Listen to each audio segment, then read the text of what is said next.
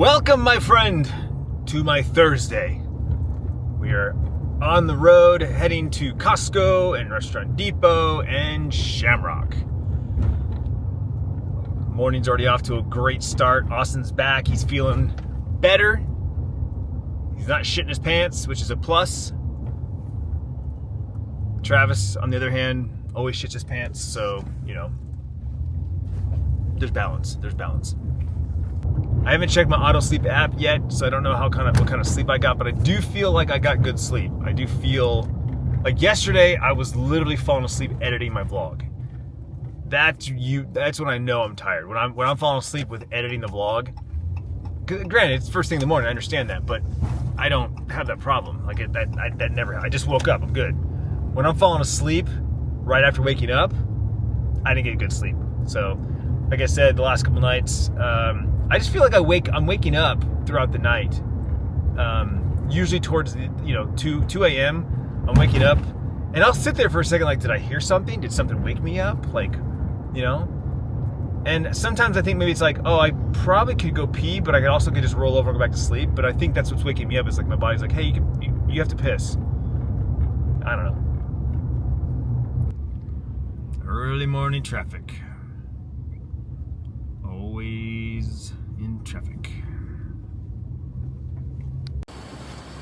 Look at this. 2 pallets of 2 dozen eggs got dropped today, and a pallet of 5 dozen eggs. And the price is still ridiculously cheap comparatively to the 15 dozen and even the 4 or 3.5 dozen. Super overpriced because Kirkland, aka Costco, has a contract. Easy shop day. Gotta love it. So yesterday I was talking about listening to Colin and Samir's podcast. I failed to mention that I normally have always ever seen it on YouTube as a video podcast, but didn't think to check and see if they have an audio version, which of course they do. All podcasts do. So I was listening to that episode with Jack on the drive home. Well, now I'm listening to their new Mr. Beast interview, the 5th time he's been on the show. And so far, the conversation's just been around Feastables, and he's ethically sourcing his cocoa beans, and he's actively fighting against child labor in Africa. All major chocolate companies use child labor, or they buy cocoa beans from farms that use child labor. And Jimmy, Mr. Beast, is actively fighting against this. He's only buying beans from ethically sourced farms and companies that don't use child labor. And he's building schools, working with people to build schools for the kids that are no longer working on the farms. Crazy. Love that guy.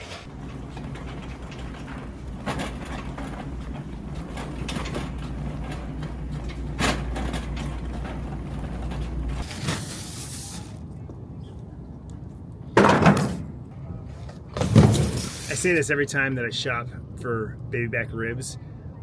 I need to do some baby back ribs. I think about the process. They're relatively easy to do, right? It's a 6-hour smoke, and they're just so damn tasty. We just can't eat 3 racks. The 4 of us, maybe with Jacob. I don't know if Jacob likes ribs, but like the 4 of us can't eat 3 racks of ribs. The girls will barely eat a half each. I could eat a full one. Bryce doesn't like them enough to eat a full one, so there's always 2, and then they're not as good the second time. You have to pull the meat off the bones and then, use it for like sandwiches or something like that. But anyway, ribs do sound good. Maybe I'll ping Tiffany and see what she thinks about that. Maybe doing ribs this weekend. Sounds good.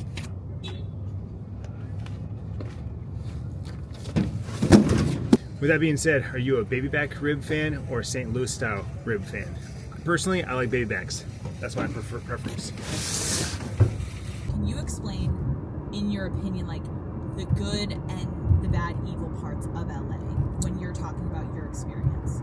I think the good is that there are so many people here that are in a similar industry. Quick delivery to a deli, one of our deli customers. She forgot to order a case of romaine yesterday. So it's only 10 minutes, less than 10 minutes from our warehouse. And it gives me an excuse to come over to Central Avenue and hit up my favorite coffee shop, Lux, and get a coffee. So that's what we're gonna do. I just dropped it off the lettuce. Now we're gonna go a couple miles north to Lux and grab a latte or a mocha, and then we'll head back to the warehouse. I gotta ping my one customer we shop for today and see if we can get his order.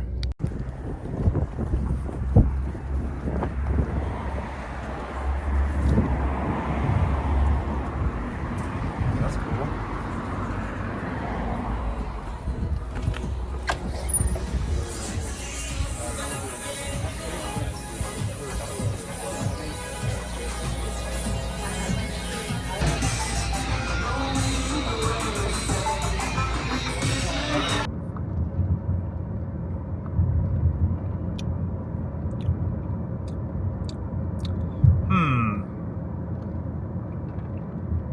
So they have really good espresso.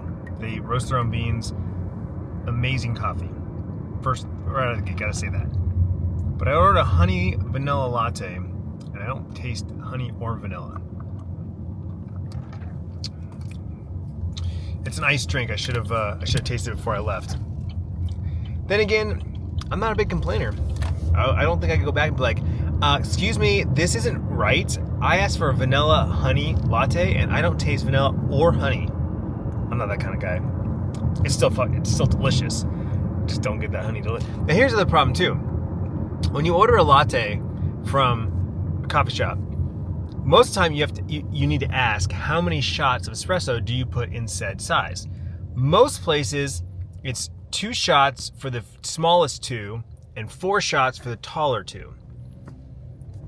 Some places though, like Starbucks, will do 1 shot for a tall, 2 for a grande, 2 for a, is it venti? And then, is it 3 for the Trenta? I forget. Starbucks does something weird, and they do it to save money because they basically save shots of espresso. All other coffee shops, it's 2 minimum, because when you pull an espresso shot, you get 2 shots for every pull. Little coffee fact there. When they pull a shot of espresso, it's 2 shots. That's what comes out. So if they order a shot, that means another shot is being saved for someone else. They use 2 shots standard across the board. So when you order a large, you're just getting more milk and potentially more flavor. Mediums are usually the sweet spot. 2 shots of espresso, your milk, and then your flavoring. But I want usually a larger drink, so then I add more shots of espresso to offset it, which is what they did. I got 4 shots. It's delicious, but maybe they didn't balance it with more honey and vanilla. I don't know. Oh well. Tried something new. 2:23 p.m. Leaving the warehouse, heading home. I gotta go to the grocery store, but I'm gonna go home first because I got some produce. I don't want to sit in my car. It's freaking 86 degrees out right now. What is it? Let's see. It's 80. It's 80 degrees. Yesterday was 86. 80 degrees. Plus, I gotta poop. So we'll go home. We'll drop off the produce, and we'll use the restroom, and then we'll go to the grocery store, grab stuff we need for dinner. I'm making Mediterranean tonight, like I said. Anyway, as I was pulling out, making a left onto the street that I'm on here from our street that we're on in the warehouse, this car, like, I was in the turn lane, right? It's a busy road, and there's really not an easy way to get out. So a lot of times it's like, if this side's clear, I'll pull into the turn lane and just kind of stop and wait for traffic to go by, which is usually just, a few seconds. This car, like, started to slow down, like it was gonna get behind, like it was gonna make a left, right? Like, so I was in the turn lane, so I was like, oh, I'll go then. If you're gonna make a left here, then I'll go. So I started kind of going, and then I got over in the right. I moved over in the lane and kept going. But then the car, like, swerved, like it was like in the left lane, then out of the left lane, it was now behind me, and I was like, okay, that's weird. And I was gonna get in the right lane, but this car is coming up really fast. And I was like, okay, fine, I'll let you pass by me. So I let this car pass by me. We get to the next intersection at a stoplight. The car in front of me, like I said, that was coming down pretty fast, and it didn't look like they were going to slow down and let me over. So she rolls her window down and starts screaming at the car that got behind me, like in the turn lane. And I couldn't hear what she was saying. I saw her more in the mirror than anything. But it was like blah, yes you did, bitch. And I'm just like, and I can't see the other car because there's a car between, she's in the turn lane. And I'm like, what did I miss? So clearly, whatever that girl did, that she swerved into the left lane like she was gonna make a left, was, I don't know, maybe she was, I don't know. Either way, the girl in front of me was pissed and was just screaming and yelling at her. I'm just like, whatever, dude. And then you got this lady here who literally walks car to car looking for money. She literally walks, look, I don't even know what the little sign is. She's holding up a little sign, but she'll literally walk up to your window. She'll walk up to your window looking for something. And I wish I had something. I don't have anything for her. But she'll like just walk out into the intersection and walk right up to your window. She got no issues with that. And she's holding up, I don't know what she's holding up. She's holding something up, but I can't read it. It's too far away. It's tiny little sign. You get a bigger sign, lady. Anyway, I'm listening to Call Her Daddy, Emma Chamberlain's interview part 2. Fascinating stuff because, you know, her being a YouTuber, podcaster. I didn't know who Emma Chamberlain was, other than just her vlogs popped on my homepage one day, and I watched one. I was like, I dig her style. She started on TikTok and then moved to YouTube, but she's since then stopped doing YouTube and now does podcast. I actually kind of want to go back and watch some of her older vlogs now after listening to her on the podcast, so I might do that. All right, drop the produce, drop the deuce, heading into Fry's now, and apparently Tiffany's here, so I'm going to meet with her and we're going to shop together. So the only spice that we're missing is chipotle powder. I have everything else. Chipotle.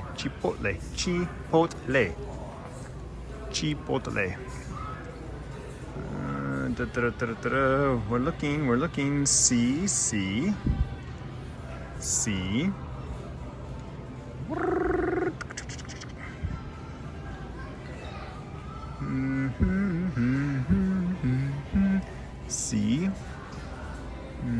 Chipotle. $10.99. Good Lord. Alright. Back home. The groceries away. Let's see here. The regular yogurt stays out. Blueberry goes in the back. Oh, I forgot. I actually have some other yogurts in here. Forget about my yogurts.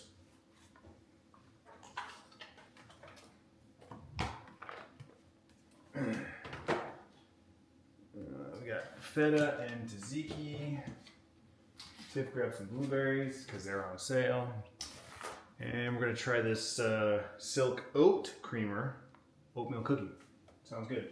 I'm currently enjoying this silk almond creamer caramel. So that's that. So first thing we're going to do is we're going to clean the chicken thighs, make our yogurt season blend, coat the chicken, preheat the oven. That's the bulk of this really, is just cooking the chicken. Actually, it's all it is, it's just cooking the chicken. And then slice a cucumber, slice a tomato, slice an onion. Cook our rice, we're doing rice. I went with just some extra long grain rice. So that's what we're doing. All right, we're at the point of the chicken's been cleaned up. Now we're making our marinade. We've got 2 tablespoons of olive oil, 5 cloves of garlic, half a shallot, 1/4 cup of Greek yogurt, and our seasoning blend, which is chipotle powder, cayenne pepper, paprika, cumin, oregano, and sazon, which I don't even know if that's the right one, but that's the only thing they had, so we went with it. Very, very heavily seasoned. It's very delicious. Scan this one yet? Scan this? Yes. There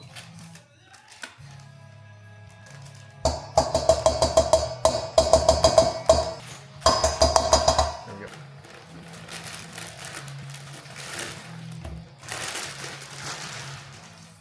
All right, 2 pounds of chicken thighs, 5 cloves of garlic, half a shallot, yogurt, olive oil, sazon, chipotle, paprika, oregano.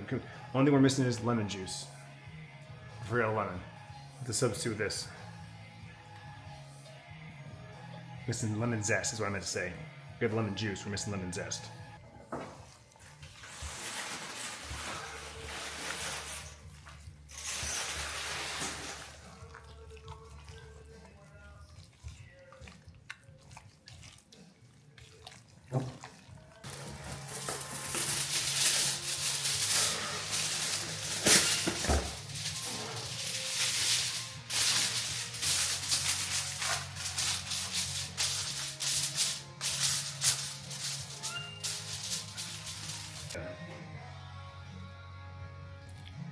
And the bacon I did over the weekend left all kinds of stuff on it. All right, the rice just finished. Diced up all our fresh fixings. We got red onion, tomatoes, cucumbers. First round of the chicken, or the first bake on the chicken is about done. We're gonna flip it, put it back in for another 10 minutes. But first, a little snack for the chef.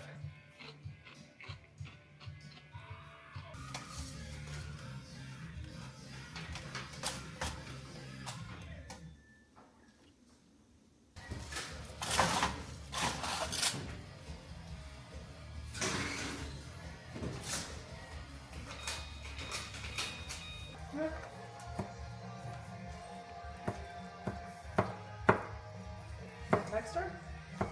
That's it. It was almost ready. I went to Chevelle's page and just said create station. So I've been listening to music by Chevelle and artists like Chevelle, which is a lot of bands I really like. Linkin Park, Breaking Benjamin, Disturbed, Stone Sour. What else? I think we had some Pussifer, maybe a Perfect Circle, maybe. I like to diversify my music. A little bit of this, a little of that. Yeah. I get on a kick though, and I'll listen to the same style of music for a long time. Like I've been listening to a lot of reggae and like what I call island rock. You know, alternative rock that's inspired by reggae, and that's been my main genre for the last probably 10 years. But I also listen to a lot of EDM, electronic music, techno. Been listening to a lot of techno on Apple Music, techno station specifically. And been listening to hip hop like Kendrick Lamar. At work, I've been listening to more like lo-fi beats when I'm sitting at my desk in the mornings, like early mornings. I'll be listening to that. I'm getting calls every day since last week. I even called back one time. I said, "Hey, can you please get me off the list?" And I don't think she heard me right. She's like, "Oh, I'm sorry. I must have dialed the wrong number." And as soon as I hung up, I'm like, "That ain't gonna do anything."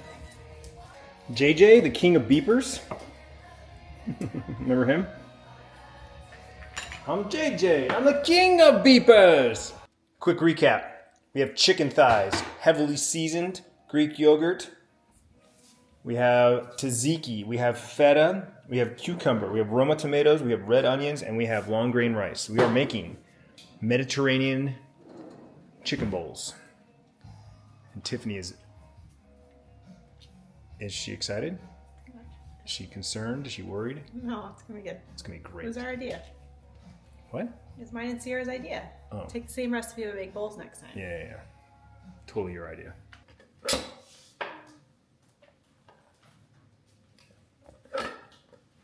Oh, Tiff, did we not make enough rice? Did I not?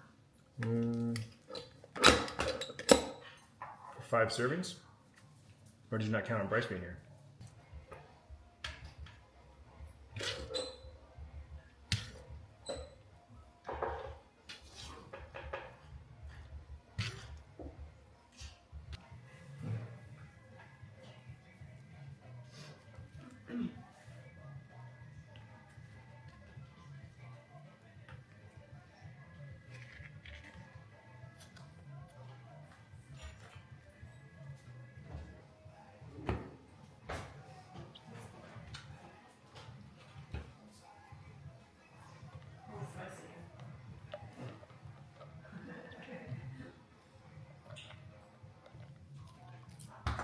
Ta-da!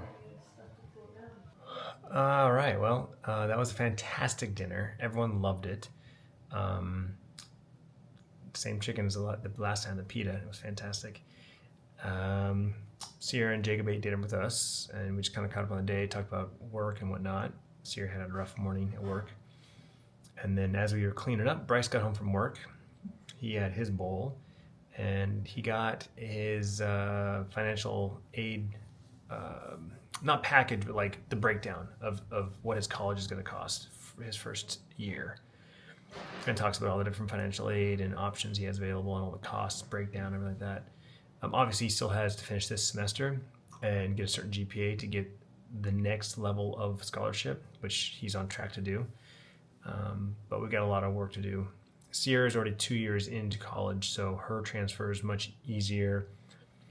She's already in college, so it's a transfer, whereas Bryce is going to be a freshman. He's still in high school, so there's a lot of waiting, but there's still things we have to do in preparation for it.